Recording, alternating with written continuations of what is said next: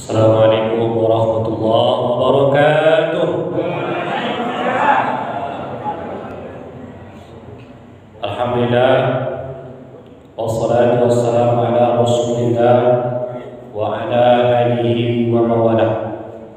Allahumma anfa'na bima 'allamtana wa 'allimna bima yanfa'una wa zidna 'ilman tanfa'una bih. Rabbi shrah li sadri wa yassir li amri wahlul 'uqdatam min lisani yafqahu qawli. Amma ba'du, sama-sama kita hormati segenap pengurus masjid Nurul Hidayah, Pak Imam, Bilal, segala yang bertugas di Masjid Nurul Hidayah, para orang tua saya, para tokoh masyarakat, para asatidz, bapak-bapak, ibu-ibu, yang besar tak dihimbau gelar, yang kecil tak disebut nama. Mudah-mudahan kita yang hadir di sini mendapatkan keberkahan dan kesehatan dari Allah Subhanahu wa taala. Amin. Amin ya rabbal alamin. Bapak Ibu rahmat Allah Subhanahu wa taala, alhamdulillah bisa kita lanjutkan setelah sebulan tak bersua.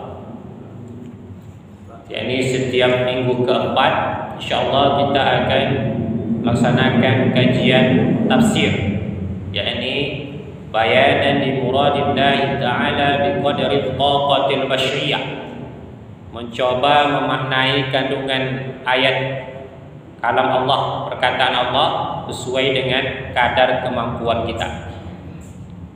Mudah-mudahan kita termasuk golongan yang disebutkan Rasul, khairukum man ta'allamal Qur'an wa 'allamah. Sebaik-baik kamu adalah orang yang mempelajari Al-Qur'an dan mengajarkannya. Suatu hal yang sangat dibanggakan di malam Selasa, Senin malam Selasa, malam produktif. Hari Senin ini biasanya hari duka cita bagi si pekerja. Kalau dah mulai masuk sore minggu, alah besok Senin, maknanya dah mulai beraktivitas seperti biasa. Nah, kesibukan hari Senin ini, malamnya itu bapak dan ibu bisa luangkan waktu untuk menambah wawasan keilmuan. Sebenarnya tak ada alasan memang kita untuk bersantai-santai, berleha-leha, apalagi setelah kita akan mengkaji ayat atau surah yang berkaitan dengan hari kiamat yang akan kita kaji, yakni surah An-Naba. Sebagaimana saya informasikan 1 bulan yang lalu, kita akan mengkaji tafsir surah yang berada dalam juz 30. Bukan 30 juz, lama nih. 30 juz 30.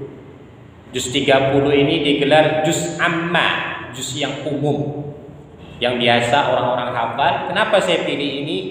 Supaya ketika kita bacakan surah-surah ini dalam sholat kita, dengan kebiasaan kita mengulang-ulang hafalan, kita semakin paham maknanya.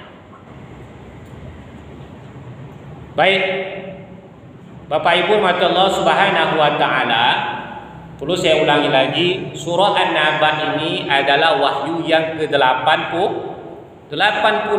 dan dia dihukumkan Makkiyah. Makkiyah itu surah yang diturunkan sebelum Nabi hijrah. Kalau dia Madaniyah, setelah Nabi hijrah. Kalau dia Makkiyah, sebelum Nabi hijrah. Kalau dia Madaniyah, sudah Nabi hijrah. Kalau Makkiyah, apalah Pak Ustaz jadi ulang-ulang. Kadang diulang-ulang ini pun lupa, ya kan? Diulang-ulang pun lupa, sampai hafal betul, sampai seperti orang mengigau. Saking kuatnya hafalan itu, tak pun hati kita apa yang kita sebutkan itu kita tetap betul bacaan. Sama dengan orang kalau dia sekolah tahfiz itu memang harus banyak-banyak mengulang hafalan. Nah, yang paling berat itu bukan menambah hafalan, tetapi mengulang-ulang hafalan. Itu yang membuat beratnya menghafal dan menjaga hafalan Al-Quran. Nah, surah An-Naba ini Dia turun sesudah surah Al-Ma'arij dan sebelum surah An-Nazi'at. Kalau kita lihat dalam Al-Quran, pas susunannya. Memang surah An-Naba ini dalam susunannya sesudah surah Al-Ma'arij dan sesudah surah An-Nazi'at. Setelah surah An-Naba nanti kita balik lagi surah An-Nazi'at. Bapak Ibu rahmati Allah Subhanahu wa taala, surah An-Naba ini terdiri dari 40 ayat. Begitu yang dijelaskan dalam Tafsir Al-Misbah karya dari Profesor Dr. Quraish Shihab. Siapa itu Pak Ustaz? Ayahnya dari Najwa Shihab. Mata Najwa. Ayahnya ulama tafsir. Beliau membuat kitab tafsir tersebut ketika beliau menjadi duta besar Indonesia di Mesir. Jadi beliau pernah jadi duta besar, Profesor Dr. Quraish Shihab. Baik. A'udzu billahi minasyaitonir rajim. Saya yakin Bapak Ibu sudah hafal semua juz 30. Apa Ustaz juz 30? 30 juz, Masya Allah. Di luar kepala. Yang di dalam kepala surah Al-Ikhlas saja. Kalau mau ambil Al-Quran, saya persilahkan, biar nanti kita ada tahsin sedikit sambil memperbaiki kualitas bacaan kita. Karena belajar tajwid itu hukumnya wajib. Sebagaimana wajibnya kita mengamalkan Al-Quran, wajibnya kita membaca Al-Quran, mempelajari tata cara membacanya itu termasuk dari tahsin dan hukum dan sifat huruf itu hukumnya wajib. Nah, gimana Pak Ustadz, umur saya 60 gigi tidak cukup? Ya belajar seadanya. Walaupun kadang nanti ada huruf-huruf yang harus kena ke gigi, ya setidaknya sesuai dengan kemampuan. A'udzu billahi minasyaitonir rajim. Amma yatasaalun. Kalau Bapak Ibu berjumpa nanti ketika membaca Al-Quran, menemukan ada huruf mim yang bertasydid dan nun yang bertasydid, hukumnya wajiban gunnah, wajib berdengung. Kalau mau ambil Al-Quran saya tunggu dulu, belakang ada Al-Quran. Kalau mau depan boleh. Bagaimana cara berdengung? Dibaca agak lama dan goyangkan sedikit suara. Amma. Agak lama itu bagaimana ukurannya? 2 ketukan, 2 harokat. 2 harokat itu 2 ketukan. Tapi jangan sampai Bapak ketuk sekarang, habis itu setahun yang akan datang baru ketukan keduanya Bapak ketuk lagi. Itu tidak bagus lagi bacaannya, sama orangnya pun lewat. Karena memanjangkan itu bermakna memanjangkan napas. Setahun pula ketukan keduanya bahaya. Amma yatasaalun. Ibu dapat? Kalau di Al-Quran yang ada terjemahan nih, halaman 582. Pas awal-awal juz 30. Kalau nanti berjumpa dengan mat asli. Mat asli itu kalau dia baris fathah, sesudahnya ada huruf alif. Kalau dia alif itu berarti dia tak berbaris. Kalau dia berbaris, dia bukan alif lagi, namanya hamzah. Kalau dia berbaris fathah, setelah itu ada huruf alif, maka dia dibaca panjang. Berapa lama? 2 harokat. Kalau dia berbaris dhammah, kalau bahasa orang dulu bilang baris depan. Kalau bahasa Melayu itu kalau ngajar kan alif depan, ya kan? Kalau orang Mandailing alif dopen, alif datea, alif bawahi. Maksudnya di atas itu baris fathah, kalau di bawah baris kasroh, kalau di depan baris dhammah. Kalau dia berbaris dhammah, sesudahnya ada huruf waw yang mati, maka dia juga dibaca panjang. Kalau dia berbaris kasroh, baris bawah, setelahnya ada huruf ya, maka dibaca panjang. Panjangnya 2 harokat. Nah, kasus di sini setelah dia dibaca panjang, setelah itu ada lagi huruf hamzah. Nah, bagaimana cara bacanya? Minimal dibaca 3 harokat, 3 ketukan, 1, 2, 3. Itu seminimal-minimalnya. Itu bisa juga dilihat dia berjumpa dengan hamzah ini pada satu kata atau pada beda kata. Kalau dia ada jarak dengan kata yang lain, berarti itu namanya mad jaiz munfasil. Kalau di dalam satu kata seperti kata yatasaalun, maka dia namanya mad jaiz muttasil. Minimal bacanya 3 harokat. Untuk mengenalnya itu biasanya ada garis melintang tebal di atas, ya kan? Nah, kalau Bapak Ibu berjumpa dengan garis tebal yang melintang di atas, itu bacanya minimal 3 harokat. Nah, masalahnya kadang-kadang pada satu ayat, kalau macam surah Al-Baqarah, kemudian surah An-Nisa, Ali Imran, itu dalam satu ayat mau kadang ada 3, ada 2, bahkan ada 4 mad jaiz dan mad wajib muttasil. Macam mana cara bacanya? Makanya jangan sungkan-sungkan mengambil napas, mumpung bernapas itu gratis. Baru dibaca. Kalau tidak sanggup, maka diwakafkan di kalimat yang kira-kira ketika kita berhenti di situ kalimatnya sempurna. Makanya penting membaca Al-Quran ini, modal utamanya belajar bahasa Arab. Hukum baca bahasa Arab itu apa? Wajib. Ini awak tahu bahasa Arab, amin aja lah. Setiap ada orang bahasa Arab, awak pikir berdoa. Baik, jadi yatasaalun minimal dibaca 3 harokat. Lanjut, anin naba'il azim.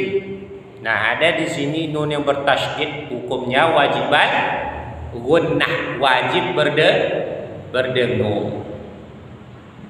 Nah, dalam 2 ayat ini itu kesalahan orang mengucapkan huruf. Yang pertama huruf ain. Ain itu di mana letaknya? Ujung tenggorokan. Amma.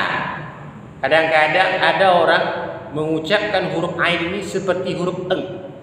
Alhamdulillahi rabbil alamin. Ngalamin ya. Itu biasanya untuk Jawa-Jawa dulu.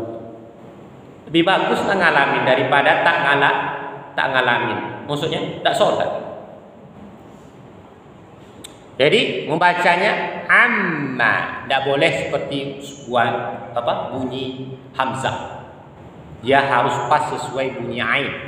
Karena dalam bahasa Arab ini kalau berbeda hurufnya, berbeda maknanya, sama dengan nama saya. Ini kalau tak bagus protokol menyebutkan nama saya ini. Adapun yang akan memberikan ceramah pada malam hari ini adalah Ustadz Sukri. Itu langsung keluarlah jurus mabuk saya. Yang saya bilang pun error. Kenapa? Sukri itu maknanya mabuk. Jadi kalau bagus pengucapannya syukri, artinya bersyukur. Beda titik, tidak ada titik aja. Beda. Kemudian kesalahan lagi pada huruf dha. Anin naba'il azim. Bagaimana pengucapan huruf dha? Ujung lidah ini di langit-langit, dekat dengan gigi seri atas pangkal ini kan. Ada langit-langit dha. Yang menjadi masalah, kadang orang malu-malu buka gitu. Kalau dia berbaris patah memang harus ngangam. Kalau dia berbaris dhammah, mulut tuh monyong. Jangan terlalu buka. Bunyinya seperti huruf O. Kalau dia berbaris kasroh, bibir bawah yang ke bawah. Contoh, anin nabail azim. Jadi ujung lidah ketemu dengan langit-langit atas. Lanjut lagi ayat berikutnya. Alladzi hum fihi mukhtalifun. Nah, huruf dzal ini juga banyak orang salah. Bagaimana pengucapan huruf dzal? Ujung lidah bertemu dengan ujung gigi seri atas. Dza. Alladzi hum fihi mukhtalifun. Nah, kalimat muh ini kalau dia berbaris kha, berarti maknanya dia dibaca tebal. Kalau dia berbaris sukun, bunyi tebalnya itu harus ketara, jangan muh. Tapi mukhtalifun. Dah.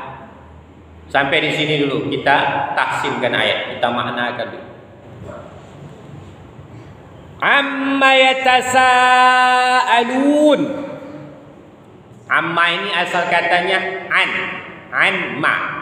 Tentang apa yang mereka pertanyakan. Ini makna harfiah.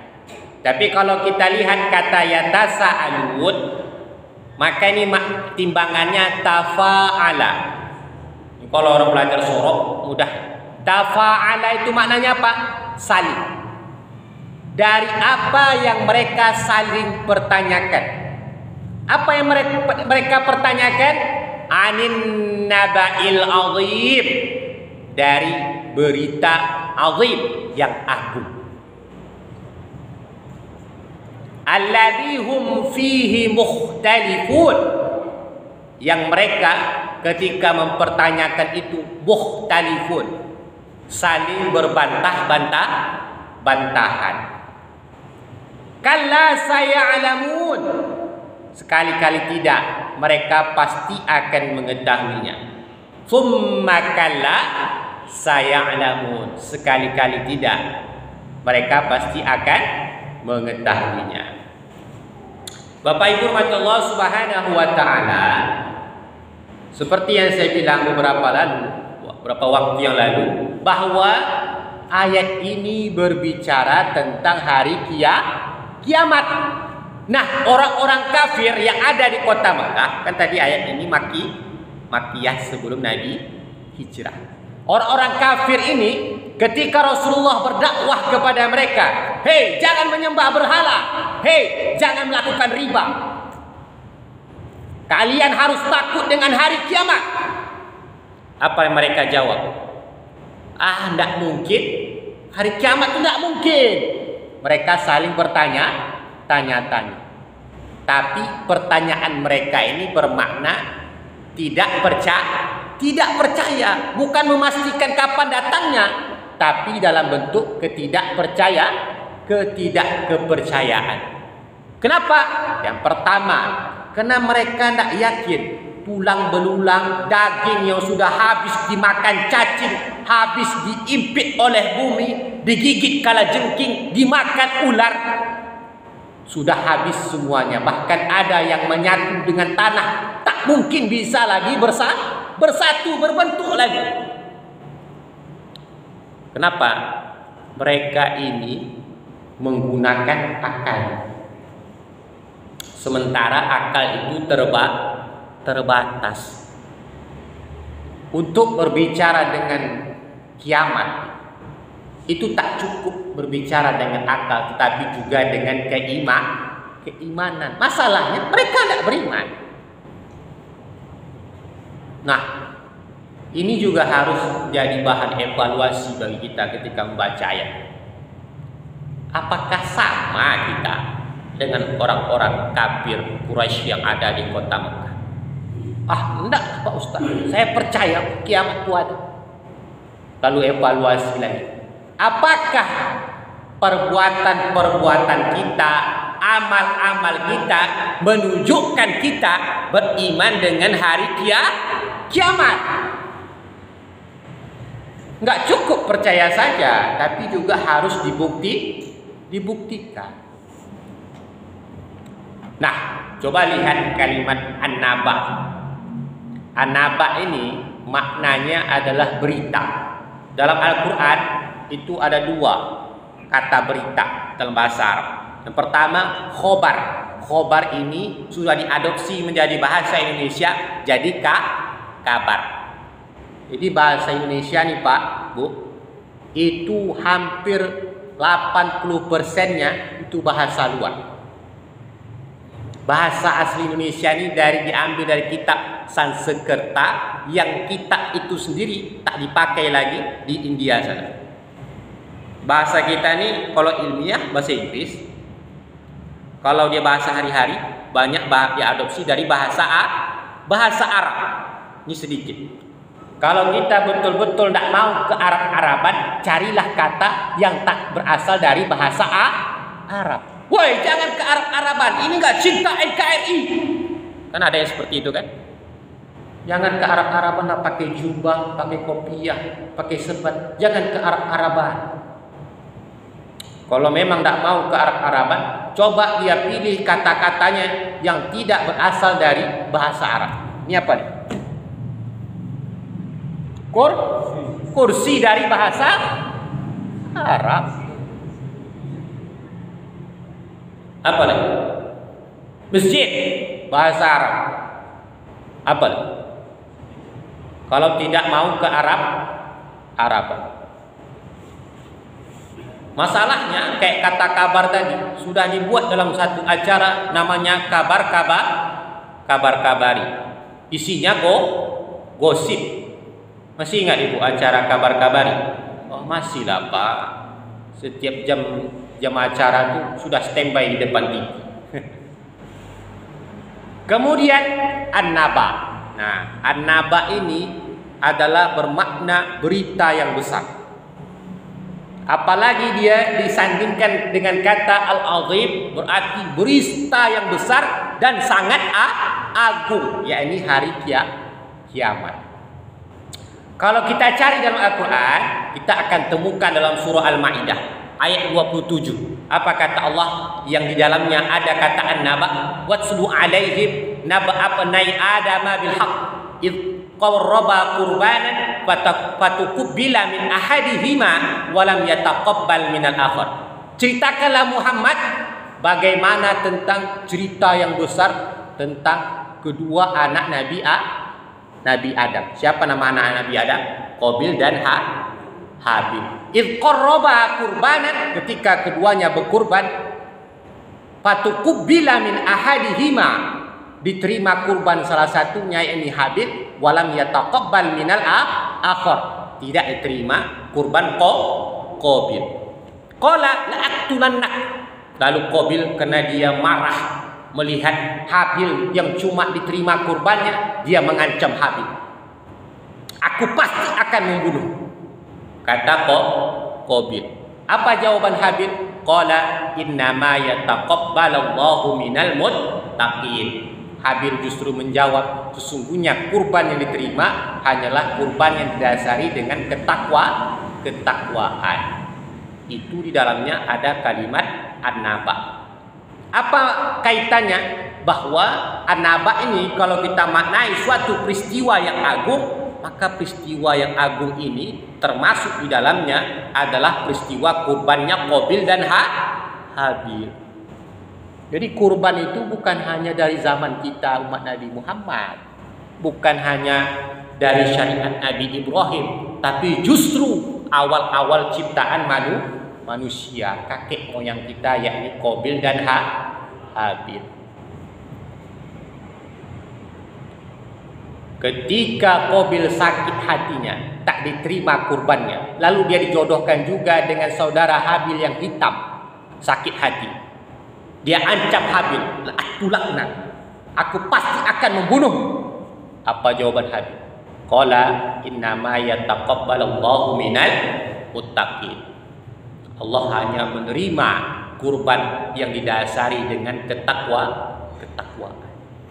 Dalam melanjutkan ayat lagi, surah Al-Ma'idah, La in basatta ilayya li aqtulani ma ana bibasiti yadiya li aqtulaka. Qala inni akhafullahu rabbul alamin. Kalau kamu Qabil mau mengangkat batu untuk membunuh aku, ma ana bibasiti yadiya, aku tidak akan balas dengan perbuatan yang sama. Kenapa? Apakah Habil itu dia takut? Apakah Habil sakit, tidak kuat? Enggak, Habil kuat.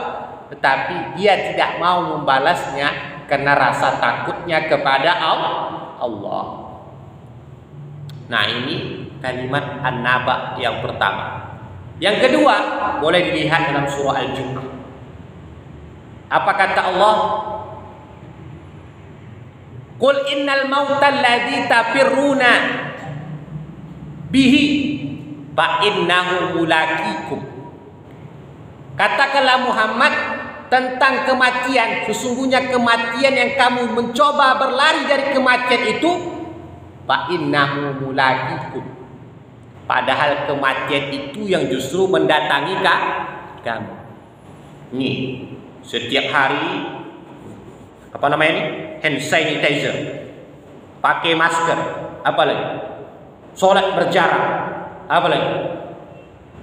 Tidak bersalaman, tapi mati juga. Sampai habis bertonton hand sanitizer. Kemana-mana bawa hand sanitizer. Kalau ada orang mau salam, tidak boleh salam, ajak bertinju. Tapi tidak boleh bersentuhan, tapi tinju boleh bersentuhan. Tapi mati juga. Fa innahu mulaqikum. Karena sesungguhnya kematian itu yang akan mendatangi kamu. Apa kata Allah lagi lanjutannya? Bahwa sesungguhnya alimul ghaibi wasyahadah, yakni yang maha mengetahui yang ghaib dan juga yang zahir. Fayunabbi'ukum bima kuntum ta'lamun. Karena sesungguhnya nanti yang maha mengetahui yang ghaib ini dan yang zahir ini, maka dia akan nanti menceritakan apa yang telah kamu lakukan. Peristiwa menceritakan amal perbuatan kita di dunia ini itu juga digelar dengan kalimat An-Naba. Peristiwa apa namanya? Yaumul hisab. Yaumul hisab. Hari penghitungan. Itu juga disebut dengan kalimat An-Naba. Berarti 2, 3 bahkan makna An-Naba. Yang pertama, cerita tentang awal syariat kurban. Kemudian yang kedua tentang yaumul hisab, dan yang terakhir adalah hari kiamat secara umum. Jadi kalau Bapak Ibu nanti membaca berjumpa dengan kalimat naba'a yang ada dalam ayat kedua ini, berarti itu berbicara tentang peristiwa yang besar. Juga ada Allah sebutkan dalam surah Hud, wa kullan naqussu 'alaika min amba'ir rasul ma nutabbitu bihi fuadaka. Dan tiap-tiap kisah yang kami ambil, yang kami ceritakan tentang kisah Rasul, ma nutabbitu bihi fuadaka, untuk memberikan ketenangan di dalam dadamu. Jadi kisah Rasul itu juga Allah sebutkan dengan kalimat An-Naba. Berarti 4 makna An-Naba. Pertama tadi tentang peristiwa berkurbannya Qabil dan Habil. Kemudian yang kedua tentang peristiwa Rasul, cerita-cerita Rasul itu juga digelar dengan kalimat An-Naba. Kenapa di cerita yang besar? Karena banyak kali hikmah-hikmah yang kita bisa ambil dari kisah-kisah Rasul. Termasuk seperti tujuannya Allah katakan, ma nutabbitu bihi fuadaka, untuk memberikan ketenangan di dalam hati. Kalau kita susah ke masjid, malas ke masjid, atau kita terkena penyakit yang sangat susah sekali penyakitnya, yang susah sekali sehat, ingat kisah Nabi Ayub. Sangat susah kita berdakwah, mengajarkan anak, anak sholatlah. Ingatlah kisah Nabi Zakaria, yang bahkan ketika dia berdakwah, dia ingin dibunuh oleh umat. Sampai-sampai dia lari lari ke dalam hutan, terbuka pohon. Dia masuk ke dalam pohon. Kemudian iblis mengasih tahu nih kepada umat yang ngejar dia. Tengok tuh, ada pohon yang ada serbannya sedikit. Lalu mereka gergaji pohon. Matilah Nabi Zakaria. Begitulah hebatnya perjuangan Rasul. Jadi kalau kita bermalas-malasan, tidak tenang hati dalam menjalankan agama ini, bacalah kisah Rasul. Dan kisah Rasul itu Allah sebutkan dengan kalimat an-naba, peristiwa yang besar. Alladzi hum fihi mukhtalifun, yang kamu di dalamnya berbantah-bantahan. Kenapa mereka berbantah-bantahan? Yang pertama, karena tak masuk akal di akal mereka. Yang kedua, karena kecintaan mereka terhadap dunia. Ada orang kadang kalau dia diceritakan kepada suatu hal, dia yakin, tapi dia nggak mau mengakui keyakinannya karena dia takut berpisah dengan nikmat yang akan diceritakan, nikmat yang akan dia tinggalkan untuk menuju apa yang diceritakan kepada dia. Jangan-jangan kita termasuk seperti itu. Kita mengaku-ngaku beriman kepada Allah, tapi perbuatan kita seperti tidak beriman. Kita mengaku-ngaku beriman kepada hari akhir, tapi perbuatan seperti tak beriman. Makanya Rasul katakan, salah satu bentuk kita beriman kepada Allah dan hari akhir itu, Rasul katakan termaktub dalam hadis arba'in, hadis ke-15. Man kana yu'minu billahi wal yaumil akhir falyaqul khairan aw liyasmut. Siapa yang beriman kepada Allah dan hari akhir, maka hendaklah dia berbicara yang baik-baik atau lebih baik dia diam. Wa man kana yu'minu billahi wal yaumil akhir falyukrim jarahu. Siapa yang beriman dengan Allah dan hari akhir, maka hendaklah dia memuliakan tetangganya. Wa man kana yu'minu billahi wal yaumil akhir falyukrim dhaifah. Siapa yang beriman kepada Allah dan hari akhir, hendaklah dia memuliakan tamunya. Ini salah satu bentuk atau salah satu amalan orang yang merasa dirinya beriman dengan hari akhir, hari kiamat. Ternyata kalau kita lihat, tak ada kaitannya dengan Allah. Tak terkait amalannya ini dengan amalan kepada Allah, tetapi amalan terhadap manusia. Yang pertama, berbicara yang baik. Sanggup tidak berbicara yang baik?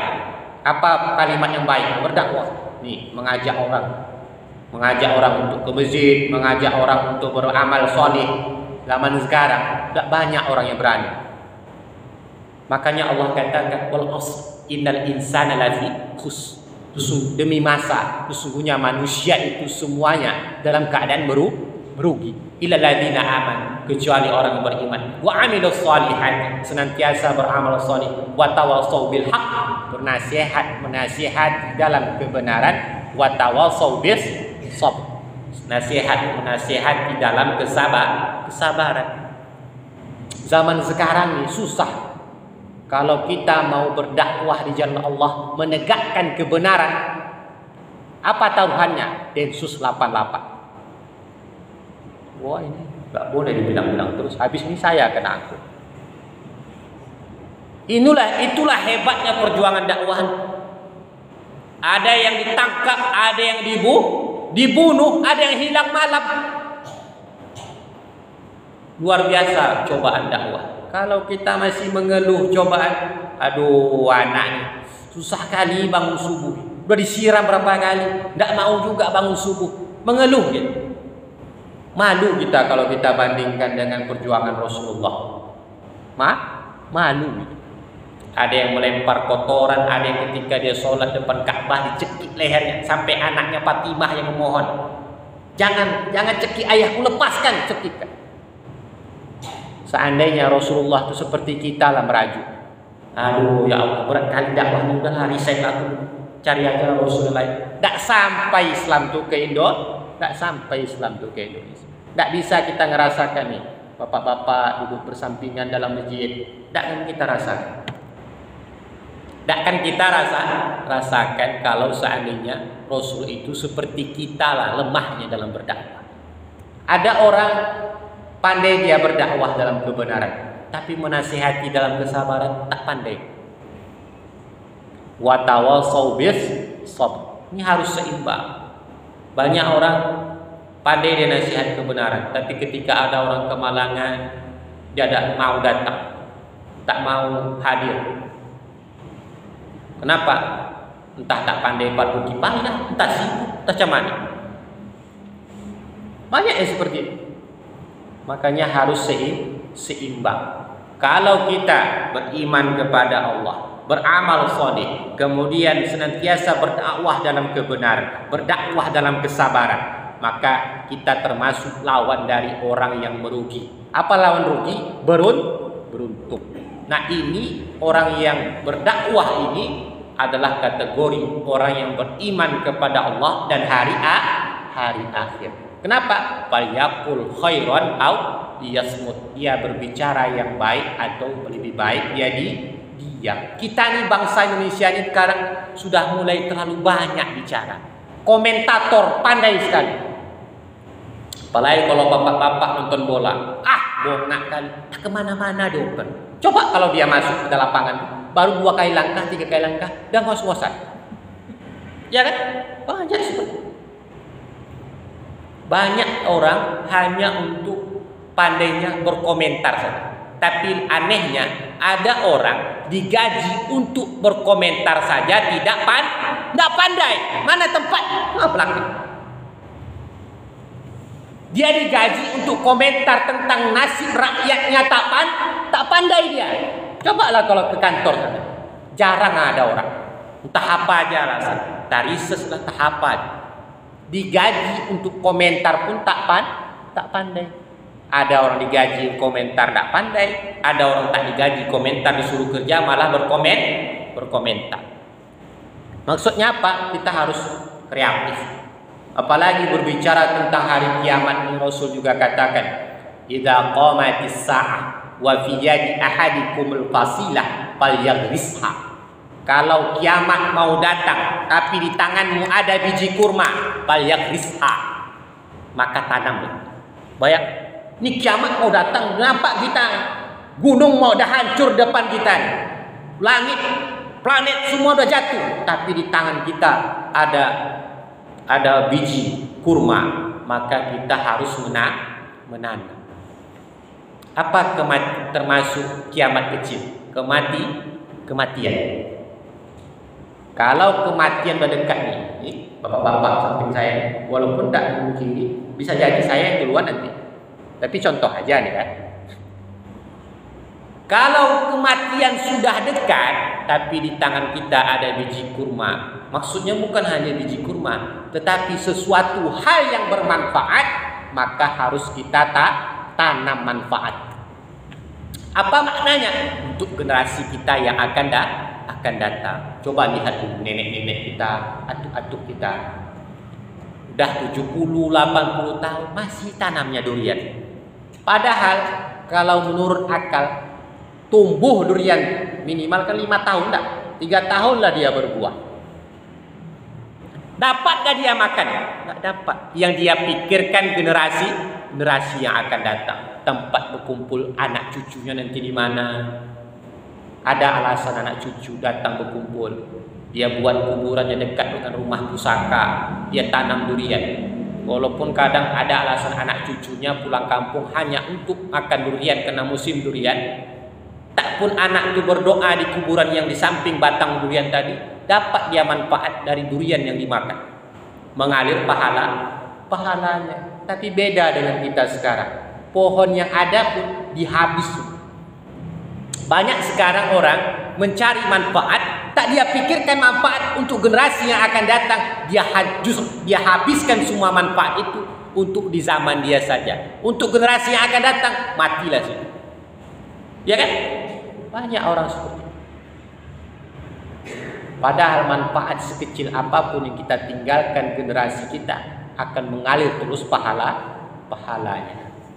Nah, ketika berbicara tentang kiamat, itu bukan bermakna kita harus patah semangat.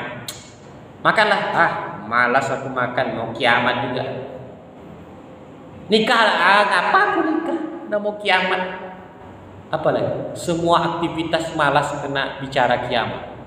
Padahal kalau seharusnya ketika diingatkan tentang hari kiamat semakin produktif. Kenapa? Di dalam hari kiamat itu ada namanya yaumul hisab, hari penghitungan.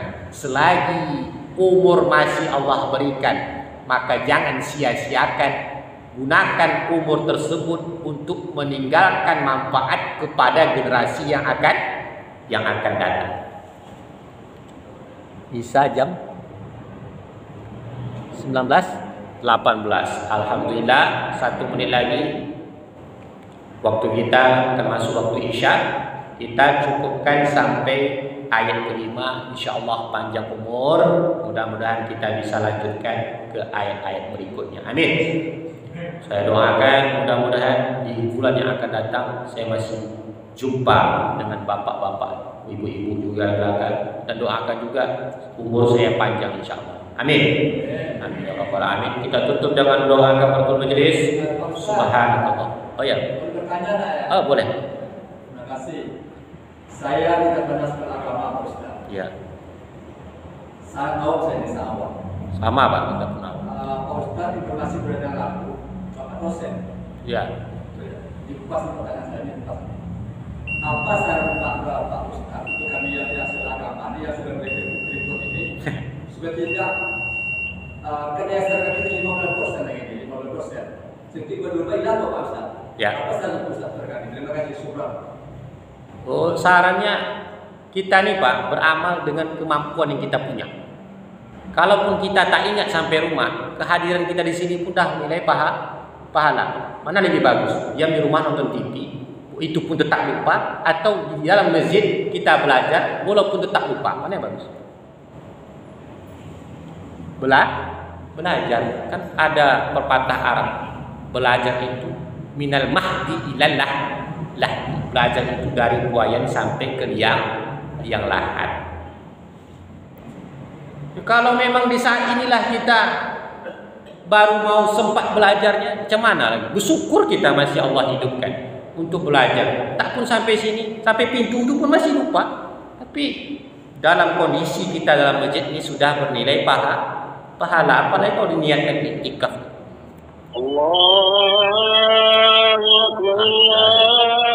Gimana Pak? Ya. Oh, sebenarnya lebih bagus itu memang kita belajar ini pakai Infocus. Bisa saya tengokkan ayatnya, bisa saya lihat buat slide. Ada nggak Infocus ini?